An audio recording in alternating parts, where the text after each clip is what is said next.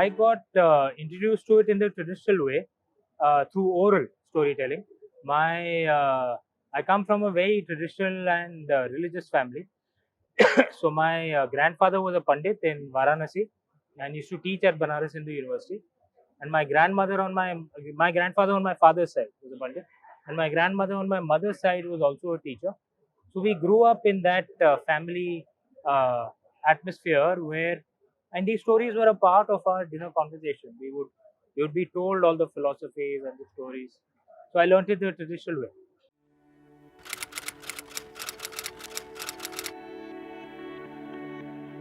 The first short was Immortals of Melua, actually, my first book. I'd written no fiction never in my life before this first book.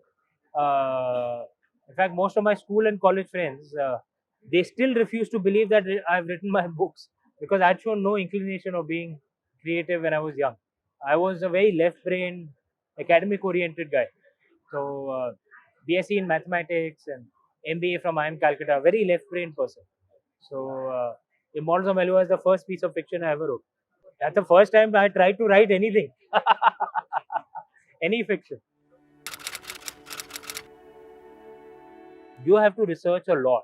So, on average, for me, for every page that I write, I read at least 100 pages on average. And you should be doing research all the time. It may not be specifically for that scene, also. You should just love researching, you should just love reading. Uh, that makes that scene richer. Uh, and it's not just about reading.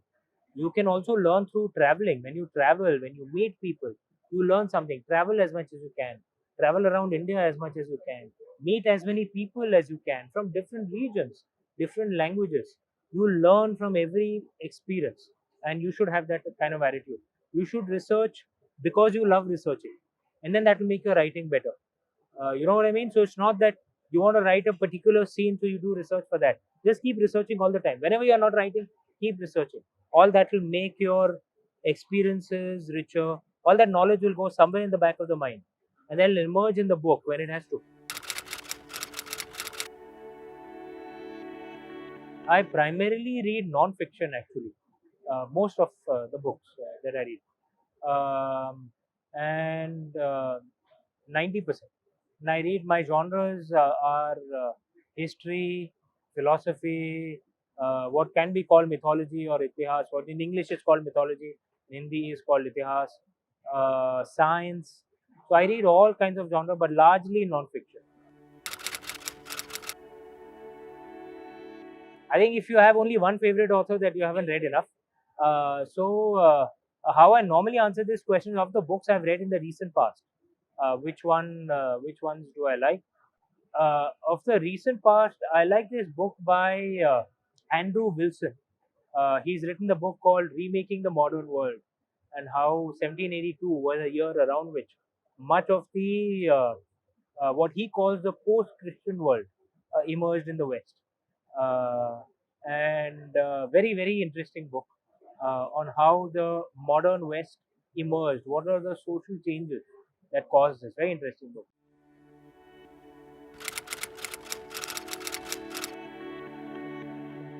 So, from the Mahabharat, Bhim, for example, can be explored. Nakul and Sahadev can be explored. M.T. Vasudevan Nair wrote a very wonderful book on Bhima. Yeah, from the Ramayana, many unexplored characters, Urmila, for example, Bharat, for example, who haven't been explored as much. Uh, I think it would make for very interesting reading.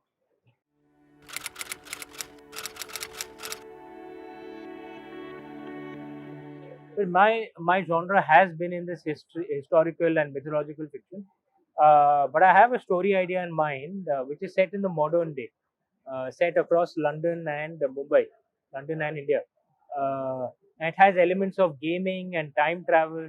So it's a very, very different genre, and I excuse me, hope to take that up next.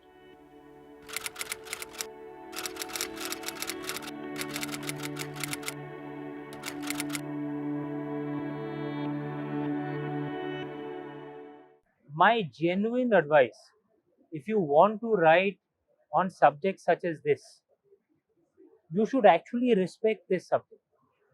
if you are actually a believer, as I am, uh, I don't pretend to respect. I actually do worship the gods that I write on. I wear a Om Namah Shivaya Kada. I wear a Rudraksh Mala. I've been doing a Mahamrityunjay jap every morning for many years, many decades. I actually worship the gods I write on. Uh, and if you do that, even if you're writing a different interpretation, it naturally comes out with respect. Then there's no controversy. There's no need for any controversy. And it's the proof of the pudding is in the eating. I've been writing for 12, 13 years now. I've written 11 books. My books have sold some 7 million copies. They're not really a secret. There's no controversy around me ever. You can Google also, you won't find any controversy. So, if you write with respect, Indians are very happy to accept a different interpretation. And there's not just in books, there's in movies as well. So, imagine if you told a producer in Mumbai, a Bollywood producer, to shoot a scene where the main hero of the movie breaks the base of a shivling and then carries it on his shoulder to a waterfall and then places it under a waterfall. The producer will tell you, "Have you gone mad? You know, my house will get burnt." But in the hands of someone like Raja Ji, who's a genuine believer, it's one of the most iconic scenes in Indian cinema from Bahubali. So actually, you can do a different interpretation. But if you're truly a believer, if you actually worship the gods that you're writing on, it'll just come that that respect will show in the way you write, in the way you make a scene, and then there's no controversy.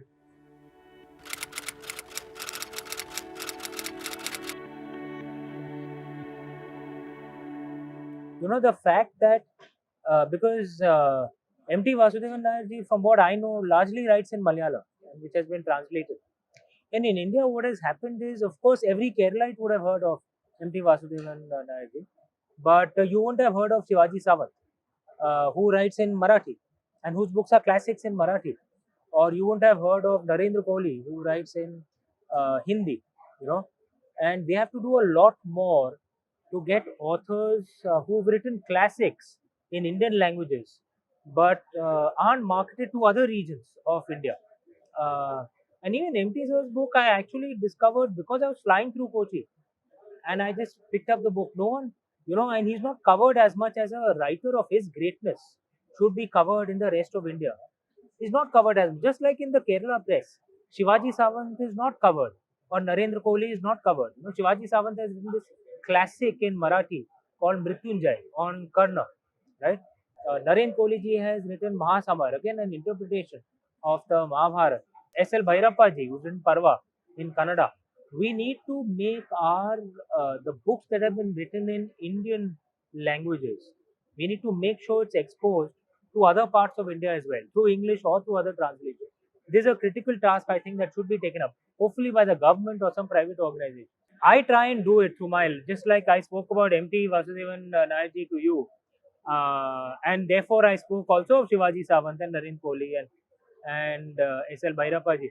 I spoke of MT Vasudevan Nairji in the north, right? So at least I try my best to speak of different authors.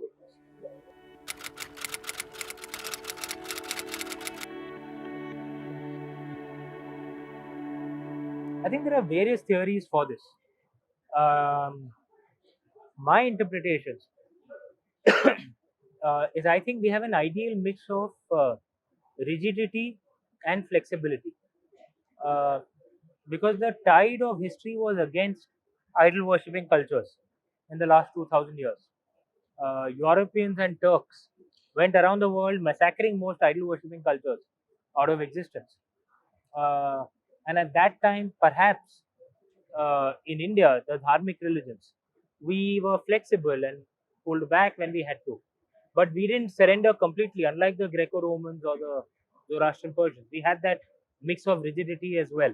So it's a mix of both. We got, if the times change, we change our stories to keep our culture alive. But there are some core things about us which we are stubborn about, which keeps our culture alive as well. So it's an ideal mix of rigidity and flexibility. If you're too rigid, then when the tide of history is against you, you'll fall, you'll die. If you're too flexible, you have no existence of your own. You'll get walked over by anyone. You need an ideal mix of both, and I think India had that.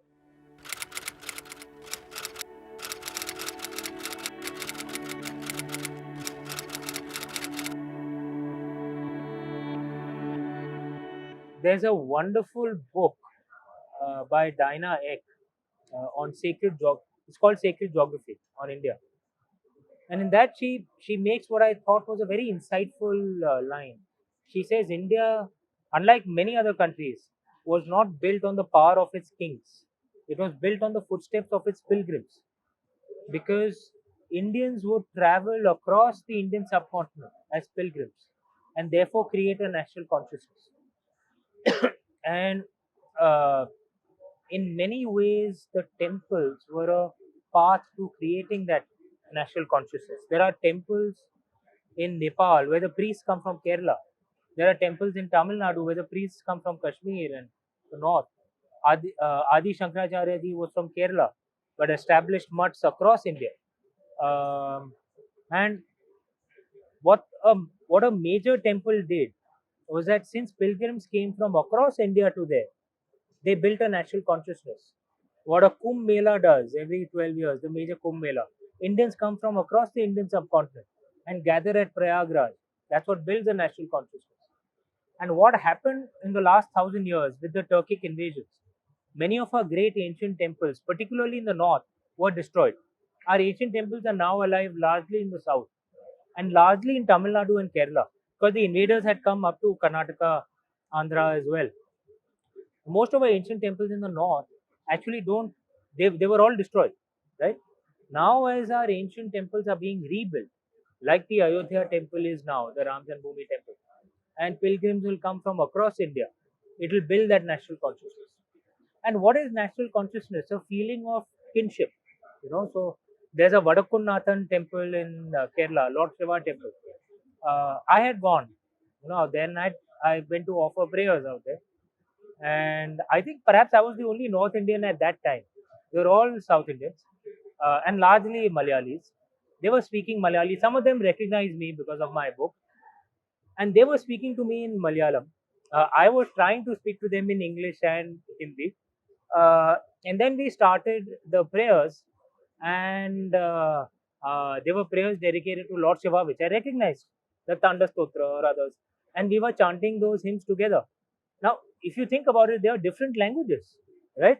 But we all had a sense of kinship, and that's what the temple did. It brought us together.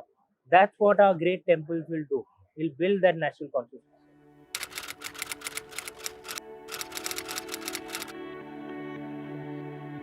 No, certainly worth thinking about. Salman Rushdie had said that OTTs are the new novel writing, because unlike a movie, which is a very short piece of storytelling, OTTs, are over seasons and with episodes. So a writer for an OTT has the best gift a writer can be given, which is the gift of time. Because to build characters, to build a narrative, it takes time. So yeah, worth exploring, no doubt. No, hopefully this the book the book series I'm writing on, which is set in the modern day with gaming and time travel. Hopefully you like that. And there's of course the fifth, excuse me, and final book of the Ramchandra series, which will connect it to the Shiva trilogy. Those who've read my book in detail know that the Shiva trilogy and Ramchandra series are actually connected.